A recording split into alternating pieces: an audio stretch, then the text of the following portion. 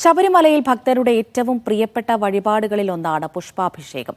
നിരവധി പൂക്കളാൽ ഒരുക്കുന്ന പുഷ്പാർച്ചന ദീപാരാധന കഴിയുന്നതോടെയാണ് നടക്കുക.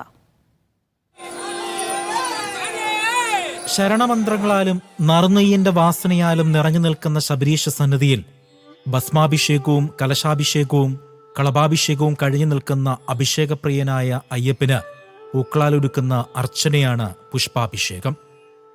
ശബരിമല പൂങ്കാവനമെന്ന് വിശേഷിപ്പിക്കുന്നത് പോലും അയ്യപ്പന് പൂക്കളോടുള്ള പ്രിയം കൊണ്ടെന്ന സാരം.